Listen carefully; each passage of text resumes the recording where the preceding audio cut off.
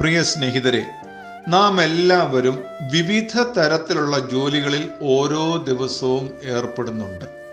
ചില പ്രവൃത്തികൾക്ക്, അധ്വാനങ്ങൾക്ക് പ്രതിഫലമുണ്ട്. അതായത് നാം ഒരു കമ്പനിയിൽ ജോലി ചെയ്യുന്നുവെങ്കിൽ നാം ആ കമ്പനിയിൽ ജോലിക്ക് പ്രവേശിക്കുന്നതിന് മുൻപ് തന്നെ ഒരു കരാർ എഴുതി ഇത്ര തുക എനിക്ക് പ്രതിമാസം ശമ്പളമായി ലഭിക്കണം എന്നുള്ളത് ഒരു കരാർ എഴുതി ഒപ്പിട്ട് തീരുമാനിച്ചാണ് നാം ഒരു കമ്പനിയിൽ ജോലിക്ക് പ്രവേശിക്കുന്നത്. അപ്പോൾ ആ ഒരു മാസം ജോലി ചെയ്ത് കഴിയുമ്പോൾ ആ കമ്പനി ഉടമസ്ഥൻ നമുക്ക് ആ പറഞ്ഞിരിക്കുന്ന തുക പ്രതിഫലമായി നമുക്ക് തരുന്നു.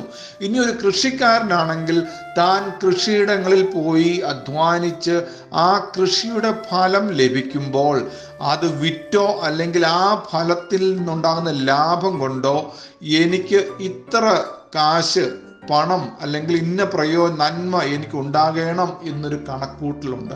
അപ്പോൾ ഏത് വിധത്തിലുള്ള ജോലി ചെയ്താലും അതിനൊരു പ്രതിഫലം ഉണ്ട് എന്നുള്ളത് നമുക്ക് എല്ലാവർക്കും അറിയാം. എന്നാൽ പ്രതിഫല ഇച്ഛ കൂടാതെ ചെയ്യുന്ന ജോലികളുമുണ്ട്. നമുക്കറിയാം, ഗാന്ധി ജയന്തി ദിവസം ഒക്ടോബർ 2 നമ്മുടെ ഇന്ത്യയിൽ ഗാന്ധി ജയന്തി ദിവസം നാം എല്ലാവരും സമൂഹത്തിൽ എന്തെങ്കിലുമൊക്കെ ഉള്ള പ്രതിഫല ഇച്ഛ കൂടാതെ, അതായത് പ്രതിഫലം വേണ്ട, അല്ലാതെ സ്വയമേവ ഞാൻ ചെയ്യാം എന്ന് പറഞ്ഞുകൊണ്ട് നമ്മൾ കൂട്ടം കൂടി ഒന്നിൽ നമ്മുടെ വീടിൻ്റെ പരിസരം വൃത്തിയാക്കുക, വഴി വൃത്തിയാക്കുക, ഓട വൃത്തിയാക്കുക, അല്ലെങ്കിൽ സ്കൂളിൽ പോയി അതിൻ്റെ പരിസരം വൃത്തിയാക്കുക,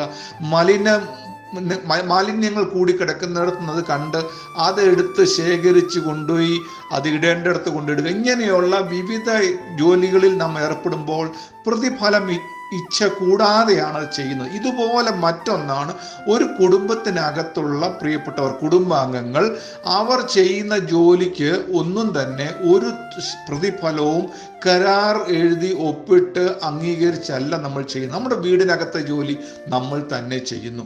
മാതാവും പിതാവും കുഞ്ഞുങ്ങളും അടങ്ങിയ ഒരു കുടുംബമാണെങ്കിൽ, അല്ല കൂട്ടുകുടുംബമാണെങ്കിൽ, പല കുടുംബങ്ങൾ അല്ലെങ്കിൽ മുതിർന്നവർ കൂടി പാർക്കുന്ന ഒരു കൂട്ടുകുടുംബമാണെങ്കിൽ അവിടെയും ഓരോരുത്തർക്കും ഓരോ ജോലിയുണ്ട്.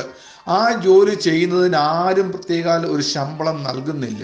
എന്നാൽ ദൈവത്തിൻ്റെ രാജ്യത്ത് ദൈവത്തിൻ്റെ നിയമം അനുസരിച്ച് ദൈവത്തിൻ്റെ രാജ്യത്തിൻ്റെ പൗരന്മാരായിരിക്കുന്ന ഏവർക്കും ദൈവം പറയുന്നു പ്രതിഫലമുണ്ട്. അതിങ്ങനെയാ പറയുന്നത്, മനുഷ്യർ ചെയ്യുന്ന ഏത് പ്രവൃത്തിക്കും അതിന് തക്കതായ പ്രതിഫലം ദൈവം നൽകുന്നു എന്ന്.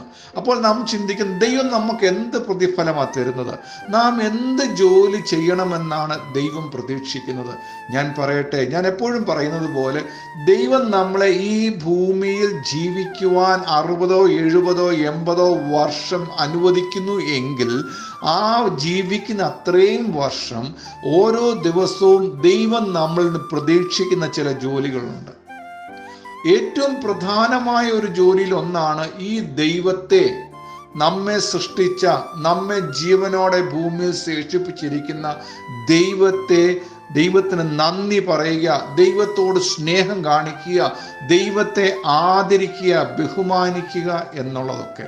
ഇനി അത് കൂടാതെ നമ്മുടെ സമൂഹത്തിലുള്ള, നമ്മുടെ ചുറ്റുപാടുമുള്ള അയൽവക്കാർ, നാം കണ്ടുമുട്ടുന്നവരോട് നാം എന്ത് ചെയ്യണം?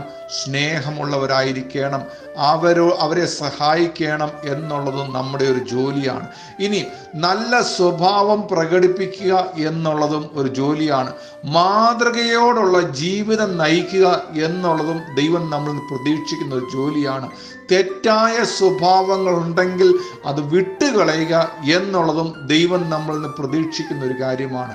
ഇങ്ങനെയൊക്കെ ദൈവം പ്രതീക്ഷിക്കുന്നതൊക്കെ നാം ചെയ്യുന്നു എങ്കിൽ ദൈവം പറയുന്നു അതിനൊക്കെ ദൈവം പ്രതിഫലം തരിക തന്നെ ചെയ്യും. ചിലർ വിചാരിക്കുന്നത് പോലെ ദൈവം തൻ്റെ വാഗ്ദത്തം അല്ലെങ്കിൽ താൻ പറഞ്ഞ വാക്ക് നിവർത്തിക്കുവാൻ താമസിക്കുന്നില്ല. ചിലർ പറയും, ദൈവം എനിക്കൊന്നും തന്നില്ലല്ലോ, ദൈവം എന്ന് തന്നിട്ടാ ഞാനൊന്നും കണ്ടില്ലല്ലോ എന്നൊരു പക്ഷെ നമ്മൾ പറയുമായിരിക്കാം. എന്നാൽ ദൈവം തരുന്നത്, ഞാൻ ചില ഉദാഹരണങ്ങൾ പറയാം. നമ്മുടെ ജീവിതത്തിൽ സന്തോഷത്തിൻ്റെ അനുഭവങ്ങൾ തരും, നന്മ ദൈവം തരുന്നു, പണം തരുന്നു, ആരോഗ്യം തരുന്നു. രോഗമുണ്ടെങ്കിൽ ദൈവം സൗഖ്യമാക്കുന്നു. സമാധാനം നഷ്ടപ്പെടാനുള്ള സാഹചര്യങ്ങൾ നമ്മുടെ ചുറ്റുപാടും ഉണ്ടാകുമ്പോൾ നമ്മളെ അതിൽ നിന്നൊക്കെ വിടുവിച്ച് സമാധാനം നൽകുന്നു.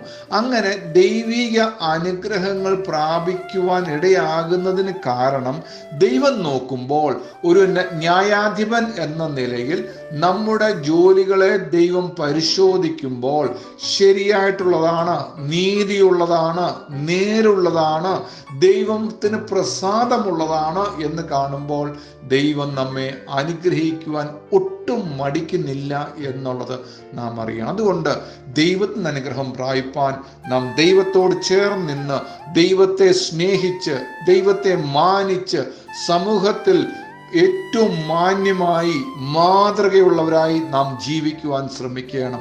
നാം എല്ലാവരുടെയും മനസ്സിന് ഒരു അന്തരം. എന്താണ് മനസ്സിന് അന്തരം എന്ന് പറയുന്നത് അറിയാമോ? ദൈവത്തോട് ചെല്ലുന്ന, ദൈവത്തിന് അകന്നു പോകുന്ന മനസ്സ് മാറ്റി ദൈവത്തോട് അടുക്കുന്ന ഒരു മനോഭാവമുണ്ടെങ്കിൽ ദൈവം നമുക്ക് നിശ്ചയമായും അനുഗ്രഹിക്കും. ദൈവം നമുക്ക് പ്രതിഫലം തരും. അതിനായി നമുക്ക് പ്രതീക്ഷയോടെ ദൈവത്തിങ്കിലേക്ക് നോക്കാം. ദൈവം നമ്മെ സഹായിക്കട്ടെ.